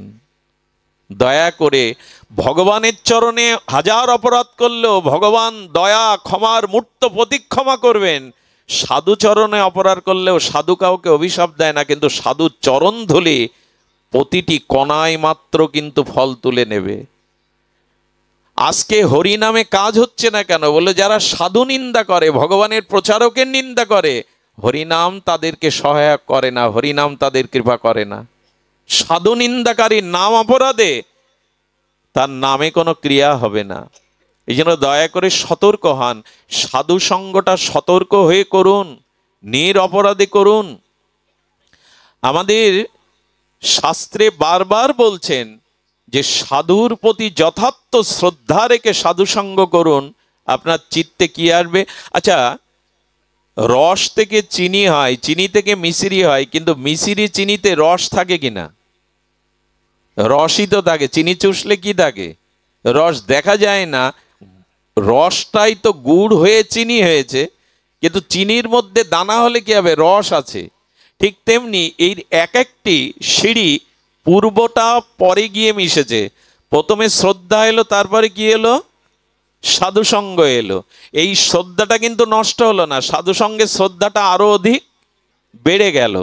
আর এই সাধুসঙ্গ যখনই হলো তখন আরেকটি মাইলস্টোন সামনে এলো, সেটা হলো ভজন ক্রিয়া। এটি বলেই পাঠ রাখবো, কি এলো? ভজন ক্রিয়া। অর্থাৎ আপনি সাধুসঙ্গ ঠিক ঠিক করছেন কিনা আর একটা মাইলস্টোন দেখা দেবে। আপনার জীবনে পরিবর্তন আসবে, স্বভাবের পরিবর্তন, আপনার জীবনে ভজন চলে আসবে। যদি সাধুসঙ্গ করেও হরিনামে রুচি না আসে, স্বভাব পরিবর্তন না হয়, আপনার ভজনে যদি অগ্রগতি না হয়, জানবেন সাধুসঙ্গ এখনো আপনার হয়নি। সাধুসঙ্গ হলো তো ভজন আপনার জীবনে এলো। যে ভজন আমি করতাম না, যে ভজন অঙ্গ আমার অনুশীলন ছিল না, ওই ভজন আপনার আসবেই। সাধুসঙ্গ করে যদি ভজন না এলো, জানতে হবে সাধুসঙ্গ যথাযথ আপনার হয়নি। এটি আরেকটি মাইল স্টেশন। সেটা হলো যে ভজন আসবেই, ভজন ক্রিয়া, ভজন ক্রিয়া আসবে। আমাদের ভজন আসে তো, এই যে এত কথা শুনছি, আমরা একাদশী ব্রত, হরিনাম নিত্য জপ, নিত্য গীতা ভাগবত অধ্যয়ন অথবা শ্রবণ কীর্তন, একটু বৈষ্ণব সেবা, একটু মানুষের প্রতি সুব্যবহার, এই ভজনের দ্বারা আমার কিছুটা কাম কমেছে কিনা, ক্রোধ কমেছে কিনা, হিংসা বিদ্বেষ কমেছে কিনা, এগুলো একটু চেয়ে দেখুন। যদি এই ভজন ক্রিয়া আপনার জীবনে না আসে, জানবেন যথাযথ সাধুসঙ্গ হচ্ছে না। বাইরে যশ খ্যাতি দিয়ে কি হবে? 1.5 জোড়া নাম কিনে কি হবে? আমার আলোচনায় 1000 লোক আসে, এতে কাজ হবে না যদি ভজন ভেতরে না থাকে। এই জন্য ভজন আসছে না মানে, ভজনে রুচি আসছে না মানে, জানবেন শুদ্ধ সাধুসঙ্গ ভজন করিয়ে নেবে। সাধু কৃপা এমন যে ভজন আপনাকে করিয়ে নেবে। আমাদের এই হাওড়ায় একজন 2 বোতল করে মদ খেতেন সন্ধ্যায়। বৃন্দাবন থেকে এক গুরুদেব এসেছেন, আর লুঙ্গি পরে না নেশা করে গুরুদেবের সামনে সবাই বাধা দিতে যাচ্ছে। গুরুদেবের কি দয়া হলো, শ্রী গুরুদেব দিকে তাকিয়ে বললেন ওকে আসতে দাও। এসে চরণে পড়ে বললেন বাবা আমাকে দীক্ষা দিন। বলে কাল সকালে স্নান করে এসো দীক্ষা দেবো। ওর কিসে বিশ্বাস হয়ে গেল। সকালে এলো, বাবা ওকে ধুতি পরিয়ে একটা তুলসীর মালা দিয়ে কানে মন্ত্র দিয়ে বললেন আচ্ছা মদ ক গ্লাস করে খাস? বললেন সন্ধ্যায় 2 গ্লাস করে লাগে। বললেন আর একটা কুঅভ্যাস আছে, পর স্ত্রীর প্রতি আসক্তি আছে? বললো আছে বাবা, মিথ্যা বলবো না। বললো যা, আমি যে নাম তোর কানে দিলাম প্রতিদিন একবার করে একটু স্মরণ করবি, আমি দেখি তোর ওই কুঅভ্যাস শক্তি বেশি না আমার কৃপার শক্তি বেশি। যা, কোনটার শক্তি বেশি আমি দেখব। বিশ্বাস করুন 1 সপ্তাহ বাদে উনি নেশা ছেড়ে দিয়ে মালা তিলক পরে হাড়ি পাতিল কিনে এনে ভগবানের ভোগ লাগিয়ে প্রসাদ পেতে লাগলেন। শুধু তাই না, করতাল বাজিয়ে ভোরবেলা নগর কীর্তন করতে বেরোতেন। 6 মাস পরে বাবা আসলে বললেন এই দেখ সাধু সঙ্গের মহিমা দেখ, শ্রী গুরুদেবের ভজন ক্রিয়া দেখ। এই জন্য আমরা ভজন করছি বটে, এটা আমাদের চিত্ত যদি শুদ্ধ না হয়, কাম ক্রোধ লোভ হিংসা আমাদের ভেতর থেকে যদি কিছুটা ক্ষয় না হয়, তো জানবেন ভজন ঠিক ঠিক হচ্ছে না। সাধুসঙ্গ না হলে ভজন আসবে না। আর ভজন ক্রিয়া যখনই আসবে আপনার মধ্যে, একটু হরিনাম, একটু সাধুসঙ্গ, একটু বৈষ্ণব সেবা, একটু গোবিন্দের চরণে ফুল তুলসী, যখন এই ভজন আসবে আপনার, তখনই আপনার অনাথের মেঘগুলো কেটে যাবে। পূর্ব জন্মের যে কুসংস্কার ভোগ, এটা তখন কেটে যাবে। সুধীবৃন্দ বিশ্বাস করুন হরিকথাতে। আরে একজন পাহাড়ে উঠতে গিয়ে আর সৌন্দর্য দেখতে গিয়ে স্লিপ করেছে, তো পাহাড়ের একটা ঝুড়ি, গাছের ঝুড়ি ধরে ধরে পড়েছে, নিচে পড়লেই তো মৃত্যু। ও তখন বাঁচবার জন্য মাথাটা নিচের দিকে ঝুড়িতে ঝুলে বলছেন হে ভগবান শঙ্কর, হে আশুতোষ কৃপা করো। ভগবান শঙ্কর তখন বললেন যে দেখ তুই হাত ছেড়ে দে, নিচে পড়, আমি তোকে ধরবো, আমাকে যখন ডেকেছিস আমি তোকে রক্ষা করব। বললেন ঠাকুর ঠিক ঠিক বিশ্বাস হচ্ছে না ধরবে কি না। বলে এক কাজ করো, আগে আমাকে দেখা দাও, তাহলে বিশ্বাস করবো যে তুমি ধরবে। সুধীবৃন্দ আমাদের অবস্থাটা তাই। শ্রদ্ধা বিশ্বাস আগে স্থাপন করুন শাস্ত্রবাক্যের প্রতি, যে সাধুসঙ্গ করলে ক্রিয়া হবে, সাধুসঙ্গের মহিমায় আপনার চিত্তশুদ্ধি হবে। এটি আগে বিশ্বাসে আনুন, শ্রদ্ধায় আনুন, শ্রদ্ধার সহিত সাধুসঙ্গ করুন। সাধুসঙ্গ করলে ভজন ক্রিয়া আসবে, আর যত ভজন করবেন তত আপনার কাম ক্রোধ লোভ অনাদিকালের ভোগ বাসনা দূরে সরে যেতে লাগবে। একে বলে অনর্থ নিবৃত্তি। অনর্থগুলো যা বাধা দিচ্ছে ভগবৎ পথে, এই অনর্থগুলো নিবৃত্তি হয়ে যাবে। সুধীবৃন্দ অনর্থ নিবৃত্তি হয় গুরু সেবা, বৈষ্ণব সেবা, ভগবৎ সেবা করলে এটা হয়। মনে পড়ে রামানুজাচার্যজি, এই শ্রী রামানুজাচার্য, ইনি এই যে ভক্তির মহিমা, উনি একবার যেতে যেতে কর্ণাটকে যেতে যেতে এক গরিব ভিখারির, একরকম ভিখারি ভিক্ষা করে খায়, সেই শিষ্যর বাড়ি গেলেন। আর ওনার স্বামী ভিক্ষায় গেছেন, স্ত্রী বাড়িতে আছে। মা গুরুদেবের পাদর্ঘ করে পাদস্খলন করে বসতে দিলেন, ভালো আসনও নাই, একটা শুভ্র শাড়ি পাতিয়ে দিলেন। বাবার সাথে আরো ভক্তবৃন্দ আছে, রামানুজাচার্য বলরামের যিনি অবতার, এই 4 সম্প্রদায়ের অন্যতম ভক্তির আচার্য। বললেন মা দুপুরে তোর বাড়িতেই সেবা নেব। কত ধনীর কাছে গিয়ে, কত বড় লোকের কাছে গিয়ে চাইলেন, কিন্তু কেউ দিতে রাজি হলো না। শেষ পর্যন্ত কি করেছিলেন, ওই সুন্দরী সতী রূপবতীর প্রতি ওই গ্রামের এক লম্পট ধনীর পুত্রের লালসা ছিল। সুধীবৃন্দ বহুবার প্রস্তাব দিয়েছে, তোমাকে রানী করে রাখবো, সোনায় মুড়িয়ে রাখবো, তুমি আমার ইচ্ছা পূর্ণ করো। আজকে ওই মহিলা মনে করেছে আমি হয়তো নদীতে ঝাঁপ দেব। এ মুখ কি করে দেখাবো, যার গৃহে সাধু এসছে, গুরুদেব এসছে, তাদের সেবার জোগাড় আমার কাছে নেই, এ মুখ আমি গুরুদেবকে দেখাবো না। নদীতে যেই ঝাঁপ দিয়ে মরতে যাবে, নদীর স্বচ্ছ জলের মধ্যে গুরুদেবের মুখটা ভেসে উঠেছে। গুরুদেব যেন বললেন, মরে তো সমস্যার সমাধান নাই রে। গুরুদেবের মুখ দেখে মরাও হলো না। চিন্তা করলেন, এই শরীর রেখে কি হবে? আজ আমি শরীর বিক্রি করে বৈষ্ণব সেবা করব।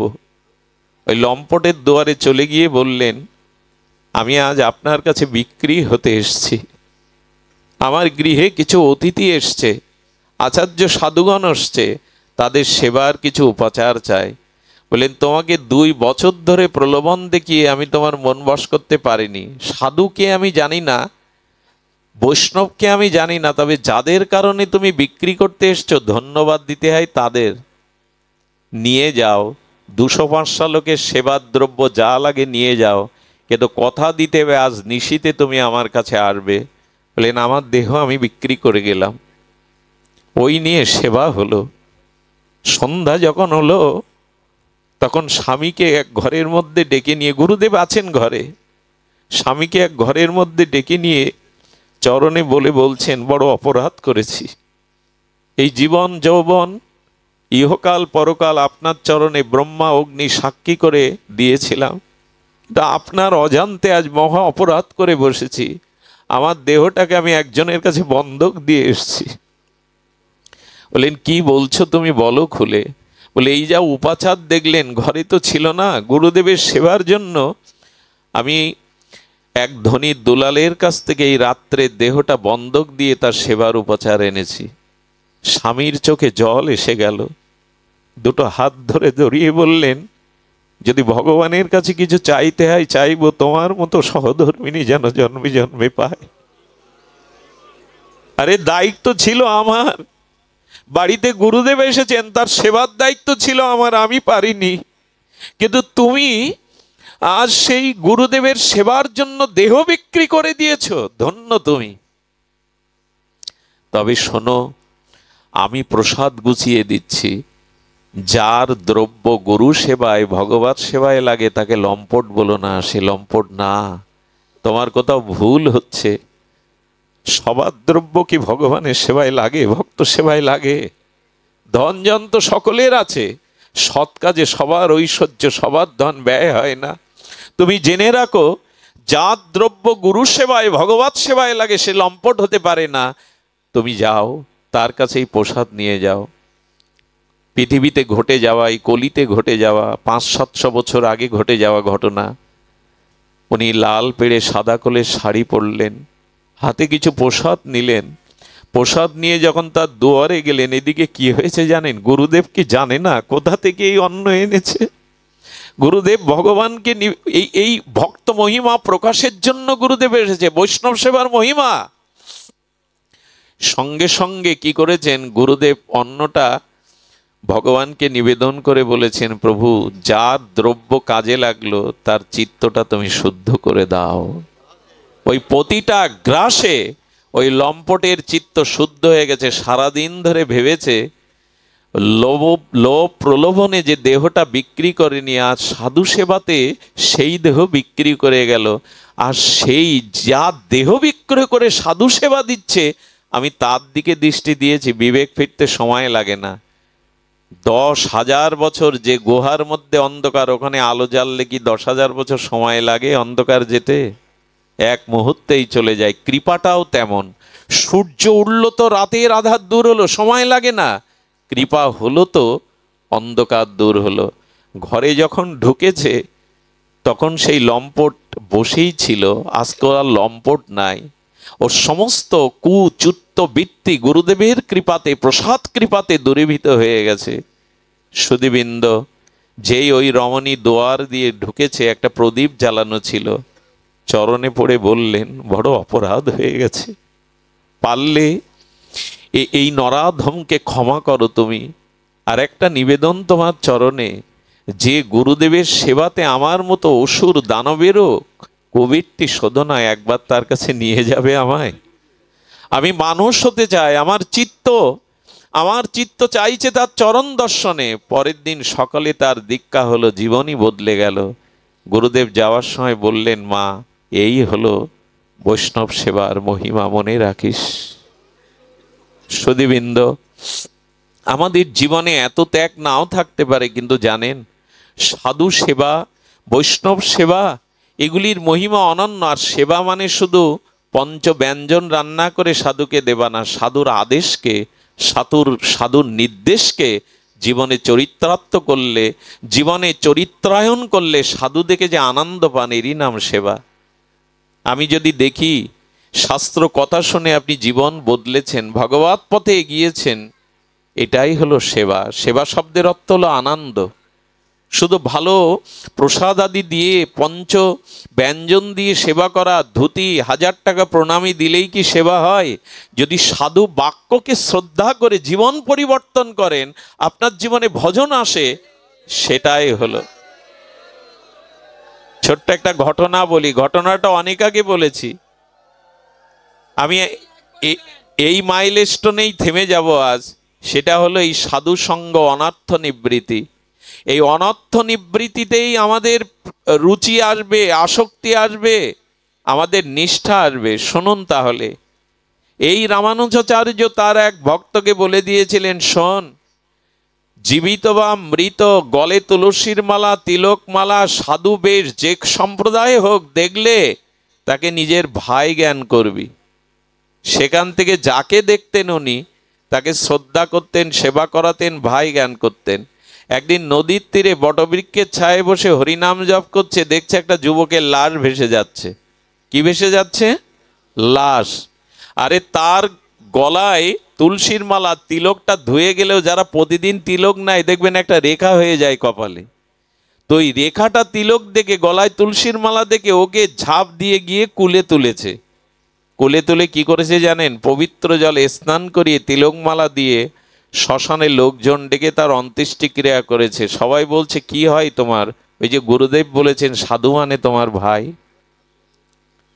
উনি বললেন আমার ভাই হয়। বলে এতদিন তো দেখিনি। বলো বাইরে ছিল, সে দেহ রেখেছে, তার কাজ আমি করব। উনি হবিষণ্ণ করতে লাগলেন। আর করে বৈষ্ণব শ্রাদ্ধ 11 দিন উনি 500 ব্রাহ্মণকে নিমন্ত্রণ করলেন এবং আনুষঙ্গিক অন্যদের নিমন্ত্রণ করলেন। ওইটা ছিল ব্রাহ্মণ পল্লী। খুব ধ্যান দিয়ে শুনুন, লীলাটি বিশ্রাম লীলা। তো যখন 500 ব্রাহ্মণের ওনার ভাই পরিচয় দিয়ে নিমন্ত্রণ করেছেন, এদিকে প্রসাদ রান্না হয়েছে, বৈষ্ণব শ্রাদ্ধাদি হয়েছে, 500 লোকের আয়োজনও সম্পন্ন। এর মধ্যে কিছু কিছু মানুষ থাকে তো প্রচার করার। ব্রাহ্মণ পল্লীতে গিয়ে বলছেন, কার কার বৈষ্ণব শ্রাদ্ধে প্রসাদ পেতে যাচ্ছেন? আরে ও নদীতে ভেসে আসছিল একটা লাশ, ওর গলায় মালা দেখে ভাই পরিচয় দিয়েছে, ওর ভাই না। কিছু মানুষ তো থাকে। আরে ও কোন জাতি, কোনো পরিচয় নেই, কোন বর্ণ নেই, ওর প্রসাদ পেতে যাবেন শ্রাদ্ধে, বৈষ্ণব শ্রাদ্ধে? ব্রাহ্মণগণ তো এমনি নিয়মে করা হন। ওনাকে ডেকে জানিয়ে দিলেন তার পরিচয় জানা নেই, সে কোন জাতির, সে কোন উপজাতির, বা কি তার পরিচয়, কি তার বর্ণ, তোমার এই মহোৎসবের প্রসাদ আমরা পাবো না। সুধীবৃন্দ, এদিকে রান্না, কীর্তন, পাঠ চলছে, কেউ আসবে না দুয়ারে। উনি গুরুদেবের চরণে গিয়ে পড়লেন, রামানুজাচার্যের গুরুদেবের চরণে পড়ে বললেন, প্রভু কৃপা করুন, আপনি আর আপনার আদেশেই আমি সাধুগুরু বৈষ্ণবকে ভাই মনে করে এই কর্ম করতে গিয়ে কেউ আমার গৃহে আসবে না। গুরুদেব মাথায় হাত দিয়ে চোখ বন্ধ করে কি বললেন জানেন? চোখ বন্ধ করে বলদেবকে স্মরণ করলেন, ভগবানকে। কি একটা উনি আদেশ পেয়ে বললেন, যা 500 না, তোর গৃহে 1000 বৈষ্ণব, 1000 ব্রাহ্মণ সেবা নিতে যাবে, যা। সামাত্য সদ্গুরু রামানুজাচার্য বলে দিলেন, যা। সুধীবৃন্দ, কি ঘটলো জানেন? আমি গল্প শোনাইনি। কি ঘটলো জানেন? বৈকুণ্ঠে স্বয়ং ভগবান, বৈকুণ্ঠের যে পার্ষদগণ ছিলেন, 4 ভুজা পার্ষদ, তাদের বললেন ব্রাহ্মণ বেশে গিয়ে ওর বাড়িতে সেবা নিয়ে এসো বৈকুণ্ঠ হতে। ভাবা যায় বৈষ্ণব সেবার মহিমা, সাধু ভক্তির মহিমা। ওরা কি করেছে? আকাশ মার্গে থেকে এসে ওইভাবে 4 হাত দেখলে তো কেউ মেনে নেওয়া, ওরা বৈকুণ্ঠের পরিকর। জগতে নামার আগে সব 2 হাত আর ব্রাহ্মণ বেশ ধরে ওই ব্রাহ্মণ পল্লীর পাশ দিয়ে যাচ্ছেন। তাদের দেহে রঙ্গের জ্যোতি, চারিদিকে আলোক ছড়িয়ে গেছে, চারিদিকে স্নিগ্ধ গন্ধ ভেসে আসছে। তারা বৈকুণ্ঠের পরিকর, তাদেরও 4 ভুজা। এই দিব্য দেখে ব্রাহ্মণগণ বলছেন, আরে এরা কারা? এরকম রূপ, এরকম তেজ, এরা কারা? বলে যারাই হোক, আমাদের অপমান করে অন্য জায়গা থেকে সে সেবা নেবে, আমরা ছেড়ে দেব? সবাই লাঠি বের করেছে যে সেবা আগে হোক, পরে এদের এখান থেকে পিটিয়ে আঘাত করে এদের বোঝাবো যে আমরা সেবা নিতে যাইনি, তারা কেন এসেছে। ওদের দেখিয়ে দেখিয়ে এসে, আর যখন হাজার বৈষ্ণব সাধু ব্রাহ্মণ দেখেছে, তখন ওনার মনে আনন্দ, কিন্তু বললেন আমার তো 500 আয়োজন। সেই পরিকর করুন, বললেন বাবা তোমার চিন্তা নেই, 500 না, 5000 আসলেও তোমার এই প্রসাদে হয়ে যাবে। তাদের দেখে শ্রদ্ধা হলো, তাদের দেখে মনে হলো এরা সাধারণ না। কেউ পরিবেশন করছেন, কেউ হরিধ্বনি দিচ্ছেন, কেউ জয়ধ্বনি দিচ্ছেন, সবাই বসেছে। আর সেই প্রসাদ ওদের হস্ত স্পর্শ করে বৈকুণ্ঠের প্রসাদী হয়ে গিয়ে পরমানন্দে পাচ্ছেন, আর জয়ধ্বনিতে মুখরিত হয়ে গেছে চারিদিকে, হরিধ্বনিতে মুখরিত হয়ে গেছে চারিদিকে। যে ব্রাহ্মণরা, লক্ষ্য করুন, যে ব্রাহ্মণরা লাঠি নিয়ে দাঁড়িয়েছিল, তারা এই অবাক কাণ্ড দেখছে। কারা এরা? সুধীবৃন্দ, যখন প্রসাদ নিয়ে চলে যাবে, ওরা লাঠি নিয়ে প্রস্তুত হয়ে আছে। ওদের সামনে এসে কি করলো জানেন? সেই চতুর্ভুজ রূপে ওরা আকাশ মার্গে উড়ে যেতে লাগলো। আর এই চতুর্ভুজ দেখে, এরা তো পণ্ডিত ব্রাহ্মণ, এরা জানে কারা। ওদের চোখে জল ভরে গেছে। আজ বৈকুণ্ঠ থেকে বৈকুণ্ঠ দূত এসেছে সেবা নিতে।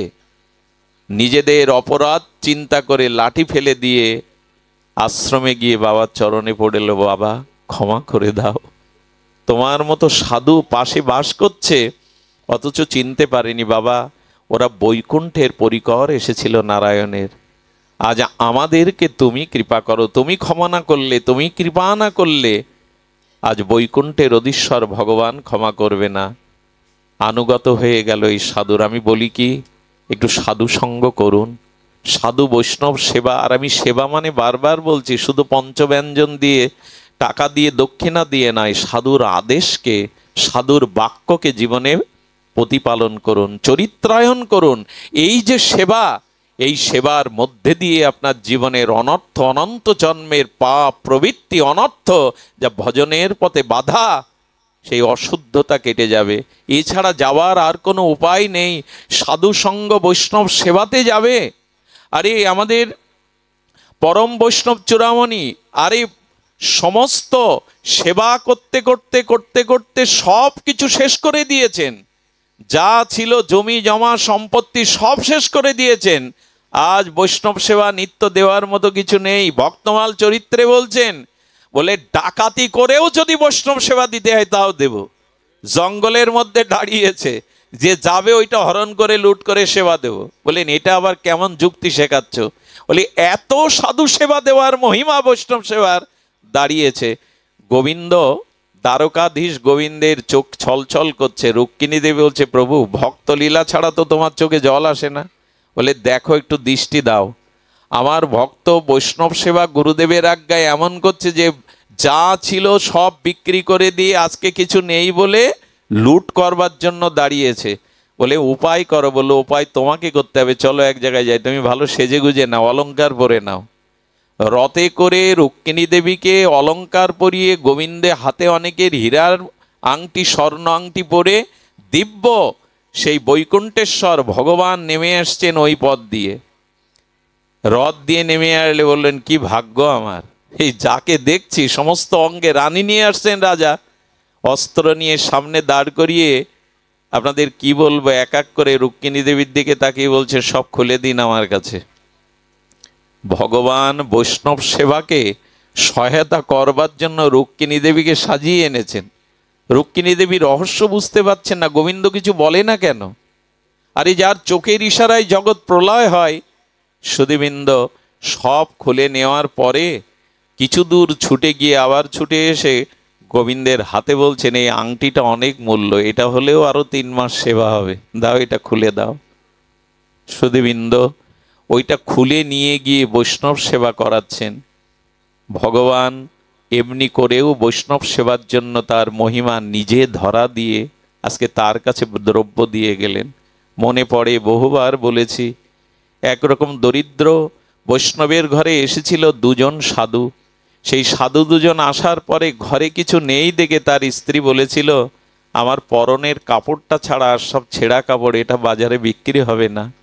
আমি ওই যে ধান রাখে আউড়ি বলে না, একটা কি দিয়ে, এর মধ্যে আছি, গোলার মতো ছোট আউড়ি বলে আমাদের দিকে, আমি এর মধ্যে আছি, আমার কাপড়টা খুলে বাজারে বিক্রি করে যা পাও একটু চাল আটা নিয়ে এসো।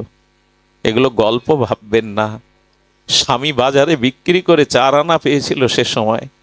ওই নিয়ে যখন ওই ঘরের মধ্যে দরজা দিয়ে ওই মা একটু রুটি সবজি করে সেবা দিল, তখন সাধু দুজন বলছে, বাবা সেবা আমরা নেব না, কারণ নিশ্চয় রুটি তৈরি করেছে বাড়ির গৃহিণী মা। আমরা আশাতে হয়তো তিনি সন্তুষ্ট হননি, সন্তুষ্ট হলে পরিবেশনটাতে তিনিই করতেন। নিশ্চয়ই আমাদের আশাতে তিনি অপরাধ বোধ করছেন, এই জন্য আমাদের কত পরীক্ষা বলুন তো ভগবানের, কত পরীক্ষা। বলে উনি না দিলে আমরা সেবা নেব না। সাধু কাঁদতে কাঁদতে স্ত্রীর হাত ধরে বললেন, কি করবে বলো, এত পরীক্ষা ভগবান নেয় কারো? আরে তুমি না পরিবেশন করলে ওরা সেবা নেবে না। হা গোবিন্দ বলে জল ছেড়ে দিয়ে বললেন, তোমার যদি ইচ্ছা থাকে তো আমি এই অবস্থায় যাব, তোমার যদি ইচ্ছা থাকে। গোবিন্দ সেদিন দ্রৌপদীর মতো বস্ত্র অবতার হয়ে ওই মা রঙ্গকে বেড়ি দিয়ে ঘিরে দিলেন। স্বয়ং ভগবান বস্ত্র অবতার হয়ে এসে মায়ের অঙ্গকে ঘিরে দিয়ে দিলেন। সেই মায়ের সেবা নিয়ে তারা ধন্য হলো। আমাদের ইতিহাসে কথাও বলা আছে সুধীবৃন্দ, তাই যথাযথ বৈষ্ণব সেবা সাধু সঙ্গ করুন, এর দ্বারা আর হোক অনন্ত